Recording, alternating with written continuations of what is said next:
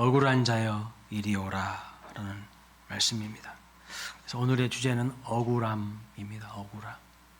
억울함으로 제가 지난주에 이어서 삼행시를 지었습니다. 그런데 여러분, 이게 제 상황은 아니에요. 오해하지 마세요. 지난주에 외로움 했더니 목사님이 밤에 혼자서 라면 끓여 먹는가 보다. 응? 사모님한테 째려보는 사람도 있었다고 하더라고. 예. 예. 억울함. 자, 억지로 버티던 나를 하나님이 아시고 울먹이던 밤마다 함께 계셨음을 깨닫고 함께 하신다는 사실 하나로 다시 숨을 쉽니다. 여러분, 억울하면 숨이 안 쉬어져요. 예. 그냥 억울하면 막 죽고 싶어져요. 그죠? 근데 하나님이 내 상황을 아시고 함께 하신다는 그 사실 하나만으로도 다시 숨을 쉴 수가 있습니다. 자, 여러분, 억울해서 마음이 답답하고 잠도 오지 않으시고 밤새 울어보신 그런 경험이 있으십니까? 네, 저는 있어요.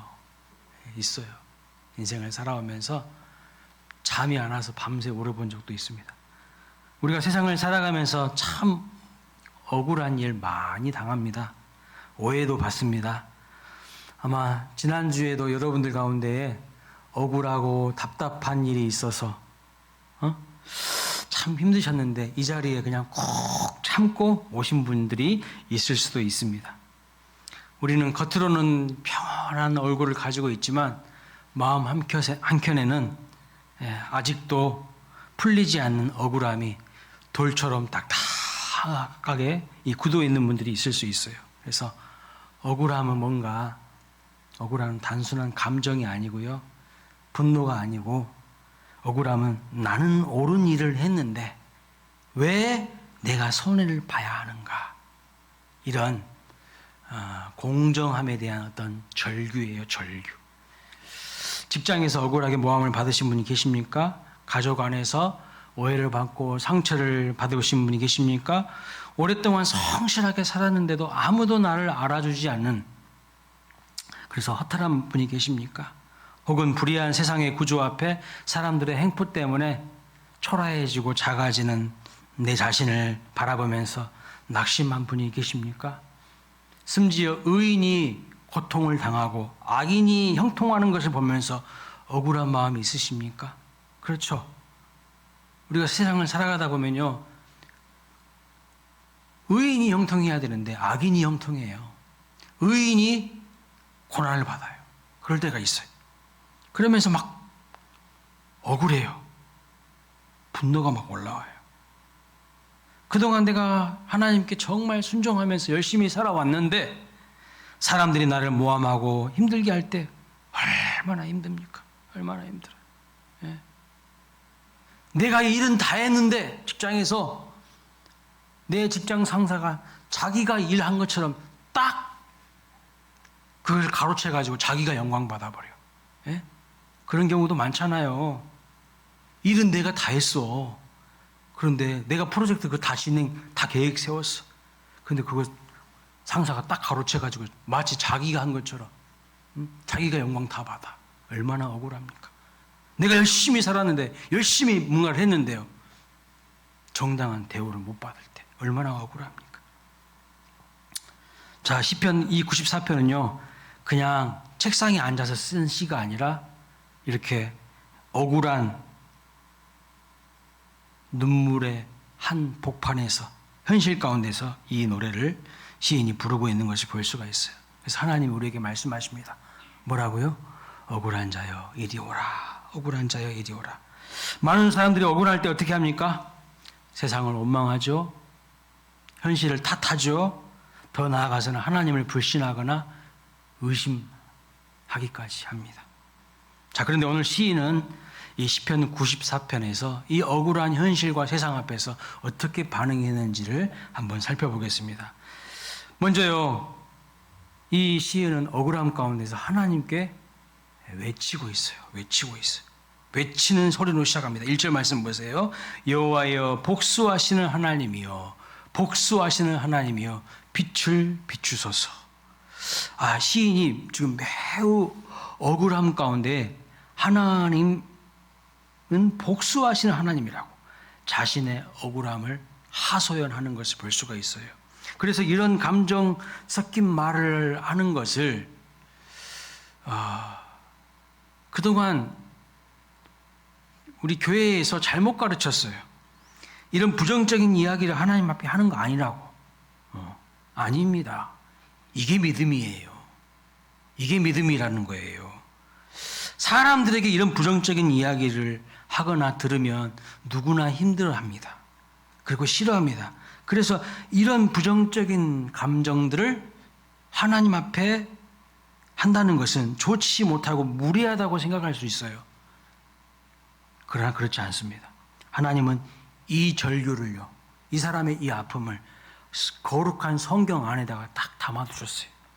우리 억울한 감정 자체를 영적으로 성숙하지 못한 것으로 우리는 판단하지만 억울함을 하나님께로 가져오는 것은 불신앙이 아니라 오히려 믿음이라는 거예요. 믿음. 이게 바로 신앙이라는 거예요. 억울함을 하나님 앞에 토해낼 수 있는 것이 믿음이에요, 여러분. 사람한테는 하지 마세요.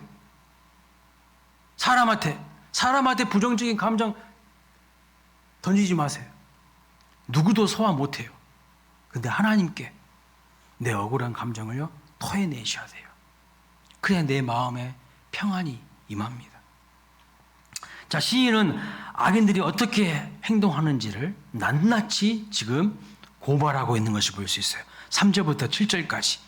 여기 보면 세 가지의 폭력의 얼굴이 보입니다. 첫째는요, 말의 폭력이에요. 말의 폭력. 4절 말씀 보세요. 그들이 마구 짓거리며 오만하게 떠들며 그랬어요. 여러분, 칼로 팍 찌르는 것만이 폭력이 아니라 말로 찌르는 것도 폭력이에요. 말로 사람을 못 살게 해요. 공개석상에서 특정한 사람에게 망신을 주는 것, 그런 말을 하는 것, 뒤에서 교묘하게 퍼뜨리는 험담, 진실처럼 포장된 거짓, 진실인 것 같아 보이는데 사실은 거짓이에요. 이것이 오늘 우리가 세상에서 경험하는 일상의 폭력입니다. 폭력의 얼굴이에요. 두 번째, 약자를 향한 폭력을 볼 수 있어요. 6절 말씀 보세요. 과부와 나그네를 죽이며 고아를 살해하며 그랬어요. 과부, 나그네, 고아는요, 그 당시 사회의 가장 취약한 계층, 약자를 대표하는 인물들입니다. 법적인 보호를 받기 어렵고 목소리를 낼 수 없고요, 홀로 싸울 힘이 없는 사람들입니다. 악인들은 바로 이런 사람들에게 달려들어요. 강한 자에게는 굽실굽실하고 약한 자에게는 군림하는 것, 이게 악의 본성이에요. 강한 자에게는요, 싸우지도 못해요. 세상에 나가가지고 정의를 외치고 이러지도 못하면서 교회에서는 휘두르려고 해요. 세상에서는 굽신굽신을 하는 사람들이. 세 번째, 영적 교만을 볼 수가 있습니다. 7절 말씀 보세요. 여호와가 보지 못하며 야곱의 하나님이 알아차리지 못하리라. 이게 가장 심각한 무서운 폭력입니다. 무슨 뜻이냐면 하나님이 계실지는 모르겠지만 이 일에는 관심이 없으시다라는 뜻이에요. 이 실제적인 무신론이요, 악인을 더 대담하게 만들고 억울한 자를 더 절망하게 만듭니다. 그래서 7절 말씀은 분명히 악인들이 하는 말이지만 사실은 하나님을 향한 믿음을 잃어버릴 때 우리의 언어예요. 우리의 말들이에요. 우리의 마음이라는 것을 알 수가 있어요. 내 믿음이 바닥을 길 때 딱 우리의 언어예요, 이거. 하나님이 계실지는 모르겠지만 보지도 못하고 알지도 못하실 것이라고.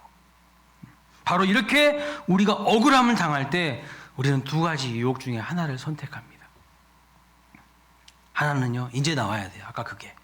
내가 직접 재판관이 되려는 유혹이에요. 복수의 칼을 갈고 내 방식대로 원수를 갚겠다는 결심입니다. 다른 하나는 냉소하면서 힘이 축 빠진 채 낙담하는 유혹이에요. 어차피 세상 불공평해. 신앙은 소용없어. 라고 하나님을 등지는 것입니다. 그런데 여러분, 둘 다 하나님을 신뢰하지 않는 것이에요. 우리를 더 깊은 고통 속으로 이끌어가는 것입니다. 하나는 자기가 재판관이 되어서 원수 갚겠다는 것이고, 다른 하나는 하나님의 존재를 무시해버리는 거예요. 둘 다 하나님이 원하시는 길이 아니에요. 그런데 이 시인이 어떻게 이 절망을 돌파하고 있습니까? 이 시인은 두 길 사이에 좁은 길을 걸어요. 두 길 사이에 좁은 길. 그게 뭐냐? 복수심도 아니고 냉소도 아닌 하나님께 내 억울한 마음을 있는 그대로 정직하게 올려드리는 거예요.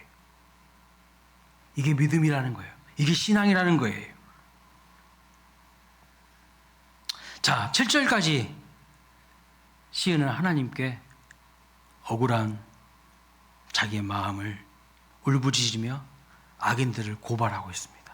악인들을 고발하고 있어요. 하나님께 나의 억울하고 상한 마음을 토로하고 있습니다. 그런데 여러분, 8절부터 급격한 전환을 보이고 있어요.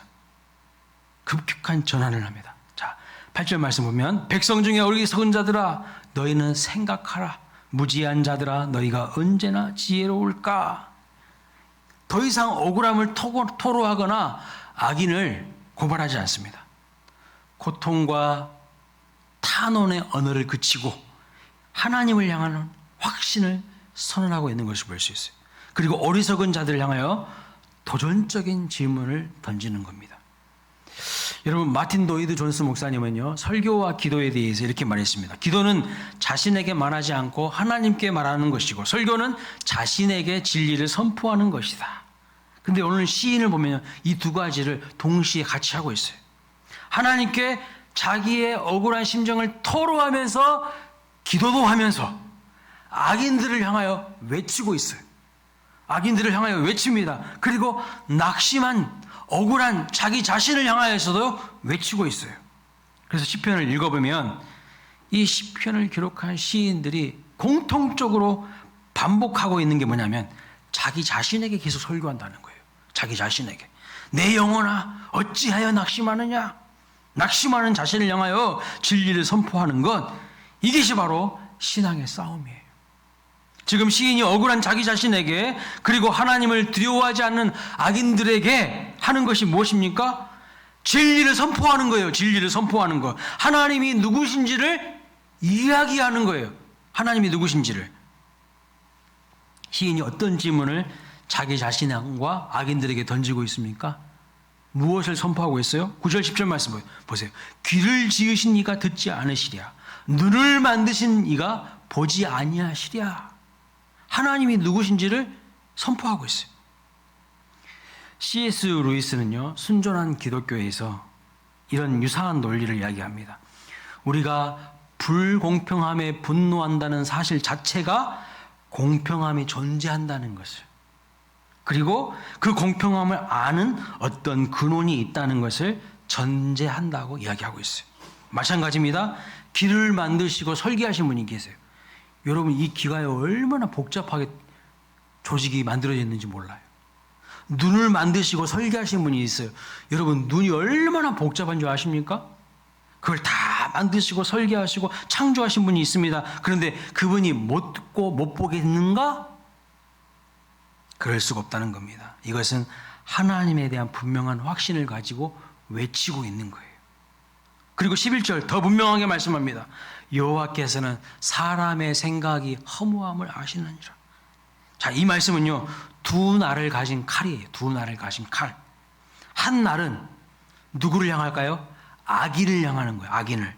그들의 교만과 계략과 그들의 폭력, 그것이 허무하다는 것, 영원하지 않다는 것, 반드시 심판이 있다는 것. 왜냐하면 하나님이 다 아시기 때문이라는 거예요. 다 아시기 때문에. 다른 한 날은 억울한 자기 자신을 향합니다. 억울한 자기 자신.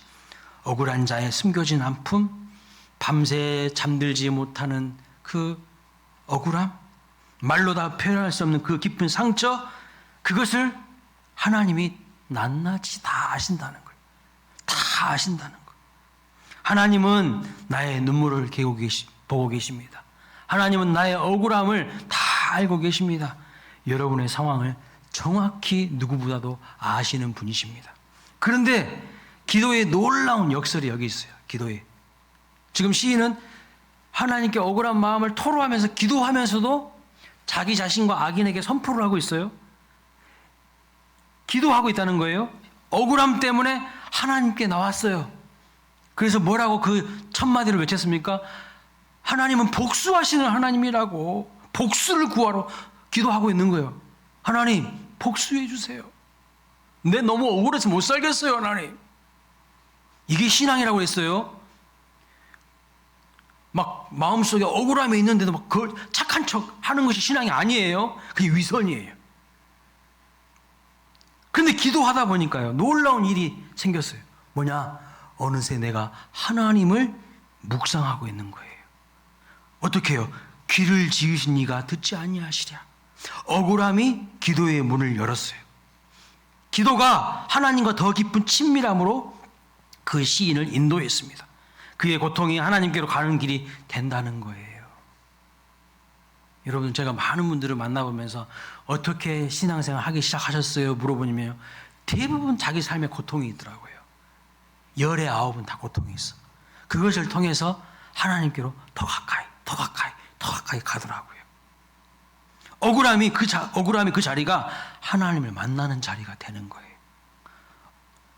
그런데 우리가 이 시편의 노래를 우리도 부르기 전에 한 가지 질문을 스스로에게 던져야 됩니다. 무슨 질문일까요? 그러면 나는 피해자이기만 한가라는 거예요. 피해자가 억울한 거잖아요. 그래서 나는 피해자이기만 한가?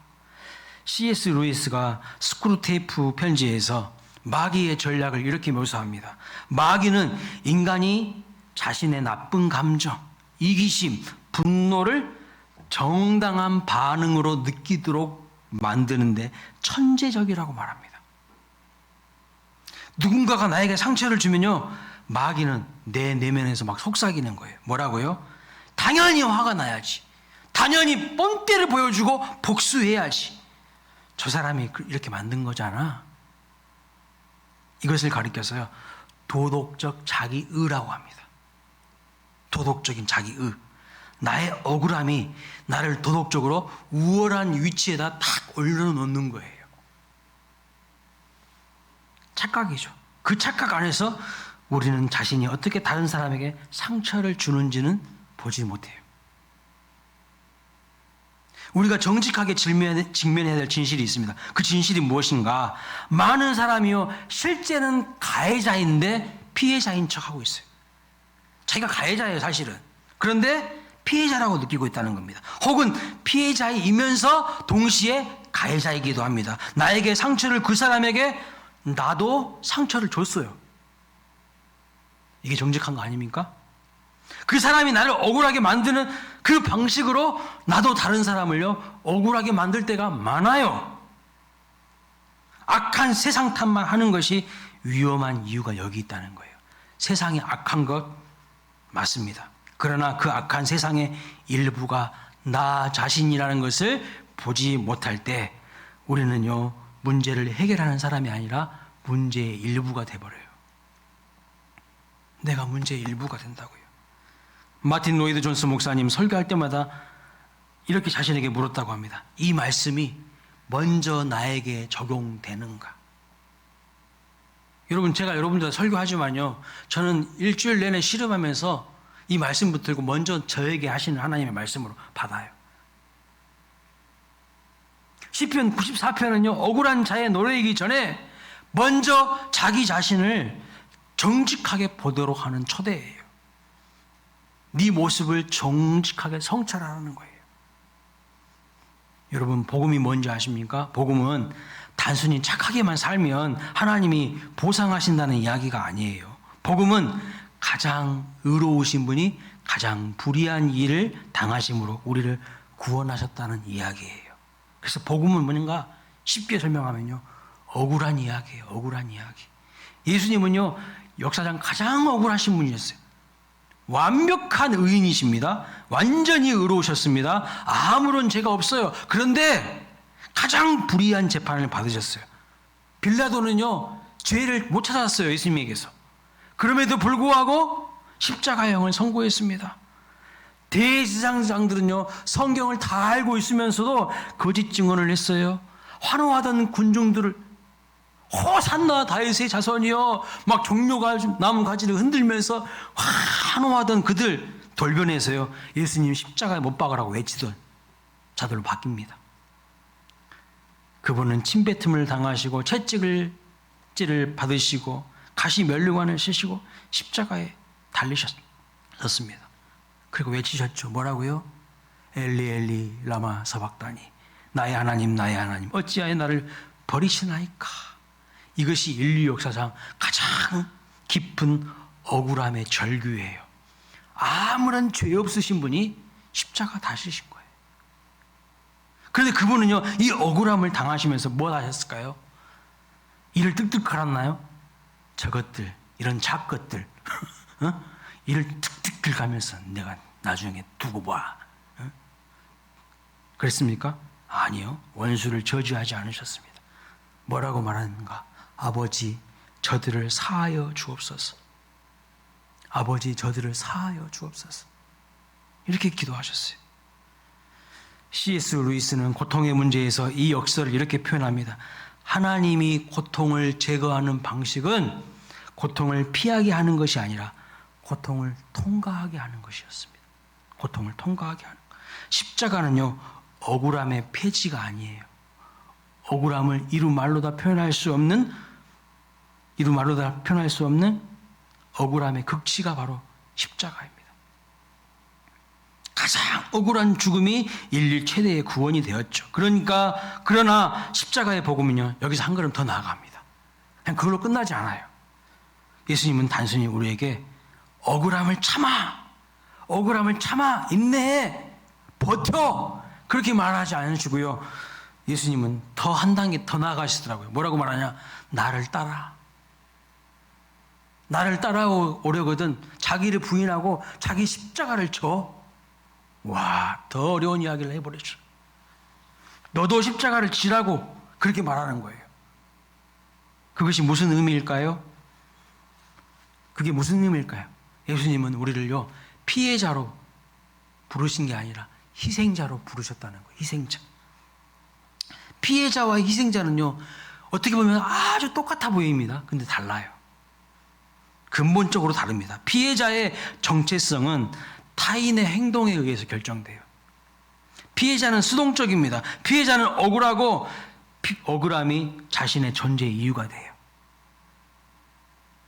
억울함이 자신의 존재의 이유가 돼요. 그래서 그 억울함을 해소하고 억울함을 갚는 일에 자기의 삶의 에너지를요, 많이 소비해버려요. 그러나 희생자는요, 자신이 선택한 것에 의해 정의됩니다. 희생자는 능동적이에요. 희생자는 세상의 악함을 알면서도 자신이 먼저 사랑을 선택합니다. 여러분, 십자가에 달리신 예수님은 피해자입니까? 희생자입니까? 예수님은요, 피해자 아니에요. 희생자예요. 희생자의 길을 선택하셨어요. 자발적으로. 그분은 언제든지 그 십자가에서요, 마음만 먹으면 내려올 수 있는 온 우주 만물을 창조하신 주인이에요. 그러나 내려오지 않았어요. 스스로 희생자의 길을 가셨어요. 예수님이 우리에게 요구하시는 것이 바로 이것입니다. 세상의 악함을 보면서도 나에게 상처를 준 그 세상 앞에서 자발적 희생자가 되는 것. 세상에 흉내를 못 내는 거, 이런 것은요. 이것이 원수를 사랑하라는 말씀의 의미입니다. 이것이 오른밤을 치면 왼밤도 돌려대라는 말씀의 의미예요. 이것은 세상이 이해할 수 없는 가장 강력한 힘이에요. 흉내도 참 낼 수가 없어요, 세상은. 복수와 증오로 가득한 이 세상을 살릴 수 있는 길이 뭔지 아세요? 사랑이에요. 오직 사랑입니다. 예수님은 그 사랑을 보여주기 위해서 오셨고, 보여주셨고, 희생하셨다는 거예요. 그리고 우리를 향하여서 뭐라고 말하냐? 나를 따르라고 말하고 있어요. 나를 따르라. 우리가 희생자가 됨으로써 세상을 살리고 그 살아난 세상으로 우리가 함께 살아나는, 이것이 복음의 가장 깊은 신비예요. 세상은 흉내를 못 내요. 이거는 이제 우리를 초대하시는 주님의 음성을 들어야 됩니다. 우리를 주님이 세 가지로 초대하세요. 악한 자를 부르시는 초대가 있어요. 첫 번째 초대가 뭐냐면 억울함을 하나님께 가져오라는 거예요. 억울함을 혼자 삼키지 마십시오. 억울함 삼키면 몸이 아픕니다. 마음이 굳어집니다. 억울함을 삼키면 하나님과의 관계도요 식어져요. 시들시들해져 갑니다. 시인처럼 하나님 앞으로 가져오세요. 기도는 반드시 감사와 찬양으로만 채워질 이유가 없어요. 하나님, 이것이 맞습니까? 하나님, 도대체 왜 이것이 이렇게 일어납니까? 하나님, 왜 이런 일이 계속돼야 됩니까? 도대체 언제까지입니까? 이런 절규가요, 때로 가장 정직한 하나님의 마음에 드는 기도예요. 속에서는 그런 마음들이 막 올라오는데도 입으로는 막 미사오고만 막 말하고 있는 거, 그거 하나님이 듣기 싫어하시는 말이에요. 네 진짜 감정, 네 진짜 속마음, 나 그거 알고 싶다. 하나님은 그 기도를 받으셔요. 여러분의 기도를 기다리고 계십니다. 그리고 기억하십시오. 시인이 억울함 때문에 기도하기 시작했는데 그 기도하다 보니 하나님을 더 깊이 알게 돼요. 하나님을 더 깊이 알게 돼요. 억울함이 하나님 만나는 문이 될 수 있다는 것. 문제 때문에 하나님께 기도했는데 하나님을 더 깊이 알게 되는 은혜. 이것이 바로 기도의 신비입니다. 두 번째 초대가 뭔가? 제발 좀 자기 자신의 거울을 보라는 거예요. 자기 자신의 거울. 악한 감정을 하나님께 올려드린 후에 우리는 용기 있는 자기 성찰 앞에 서야 됩니다. 시인이 그랬잖아요. 억울한 감정을 다 하나님 앞에 올려드리고 있는 거예요. 그리고 악인들의 잘못된 모습을 다 하나님 앞에 고발하고 토로하고 있는 거예요. 그러면서요, 자기 자신을 향해 설교합니다. 자기 자신. 나는 정말 피해자만인가? 나도 누군가에게 상처를 주지는 않았는가? 세상을 탓하기 전에 나 자신이 그 악한 세상의 일부가 되어 있지 않는가? 이걸 늘 점검해야 한다는 거예요. 누군가 악한 짓을 하잖아요. 그런데 그것을 악하다고 말하지도 못하면서 나도 그냥 아무 말도 못하면서 가만히 눈만 끔뻑끔뻑 하면서 보고만 있는 거, 그것도 동조하는 거잖아요. 그것도 악이에요. 우리도 어느덧 세상에 죄의 일부가 되어 있어요. 악한 세상의 일부가 되어 있습니다. 그래서 C.S. 루이스의 말이 마음을 울리는 거예요. 이렇게 말했어요. 그는 인간이 가장 직면해야 될 사실은 자기 자신의 내면 안에 있는 악이라고 했어요. 악이라고. 악. 세상이 악하다는 것보다 더 불편한 진실은 나도 악하다는 것. 내가 바로 죄인이라는 것. 우리는요, 저놈이 죄인이지, 저 사람이 죄인이지, 저 사람 문제야, 저 사람 때문이야 라고 다 투사해요. 다 던져버려. 책임 전가해. 아니에요. 사실은 내가 죄인이야. 여러분이 죄인이에요. 그러나 이 불편한 진실 앞에 비로소 정직하게 설 때 바로 복음이 진짜 복음으로 들리는 거예요. 이 불편한 진실 앞에 정직하게 설 때, 내가 죄인임을 인정할 때 십자가의 사랑과 은혜를 제대로 경험하게 되는 거예요. 내가 의인인 사람은요, 십자가가 뭔지 모르는 사람이에요. 십자가 지는 예수님이 나와 아무런 상관없는 사람이야. 내가 의인이라고 생각한 사람들은, 내가 죄인이라고 생각한 사람은요, 생각하는 사람은요, 그 십자가의 사랑이요, 어마어마한 큰 은혜예요. 왜 우리 마음이 냉랭하고 굳어진지 아십니까? 내가 의인이라는 생각이 강하기 때문이에요. 아니에요. 내가 물론 이 세상에 살다 보면 억울한 일을 당하지만 나도 누군가를 억울하게 한 주범이라는 것을 알아야 돼요. 내가 죄인인 거예요. 세 번째 초대가 뭡니까? 피해자에서 희생자로 일어서라는 겁니다. 오늘 말씀의 가장 핵심적인 부름이 이거예요. 억울함을 당했지요? 그렇습니다. 상처를 받으셨죠? 그렇습니다. 세상이 악합니까? 그렇습니다. 그러나 예수님은 말씀하십니다. 그렇기 때문에 나는 네가 필요하다. 그렇기 때문에 내가 너를 필요로 한다. 억울함을 당해본 자만이 억울한 자의 곁에 설 수가 있는 거예요. 상처를 받아본 사람만이 상처받은 사람을 이해합니다. 세상의 악함을 맛본 자만이 그 악함 속에서 빛을 발할 수가 있어요.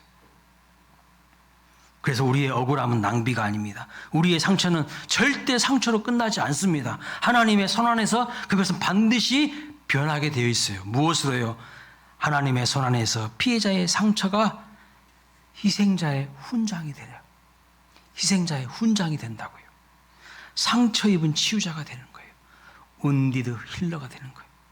그것이 억울한 자여 이리 오라는 부름의 진정한 의미입니다. 이리 오라!